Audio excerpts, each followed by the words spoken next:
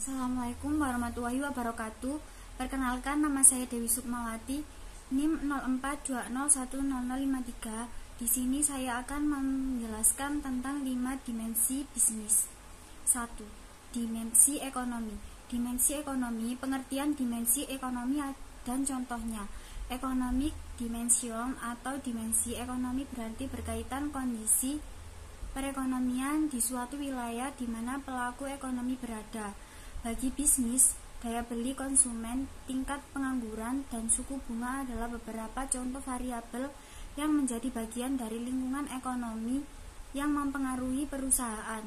2. Dimensi etis. Pengertian bisnis dilihat dari dimensi ini masih menimbulkan berbagai macam pro dan kontra. Hal ini dikarenakan semua pihak mempunyai pemahaman yang sama tentang pengertian etika dan ukuran yang tepat untuk menilai etis tidaknya suatu tindakan bisnis.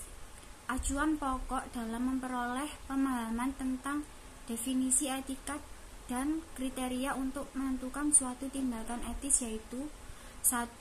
Definisi etika adalah tinjauan kritis tentang baik tidaknya suatu tindakan. 2. Ukuran penilaian menggunakan 3 kesadaran: kesadaran hewani, kesadaran manusiawi, dan kesadaran spiritual. 3. Dimensi hukum. Hukum dan etika mempunyai hubungan yang erat karena keduanya mengatur perilaku manusia. Hilberger membedakan dua macam pandangan tentang status perusahaan, yaitu legal creator dan legal recognition.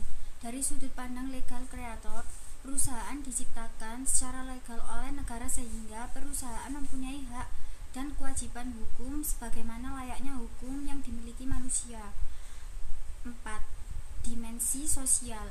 Dimensi sosial merupakan dimensi yang dilihat dari tingkah laku manusia dalam kelompok sosial, keluarga, dan sesama lainnya, serta penerimaan norma sosial dan pengendalian tingkah laku. 5. Dimensi spiritual. Dimensi spiritual dapat disebut sebagai dimensi batin atau kejiwaan seseorang. Dimensi ini adalah hal paling dasar dari manusia atau bersifat personal. Spiritual atau personal itu dapat dipahami sebagai dimensi kepercayaan atau keyakinan pribadi seperti ideologi, agama, dan seterusnya. Contoh: menyantuni orang miskin. Misalnya, membantu orang miskin berasal dari keyakinan pribadi bahwa hal tersebut baik secara kemanusiaan, agama, dan sebagainya. Sekian dari saya.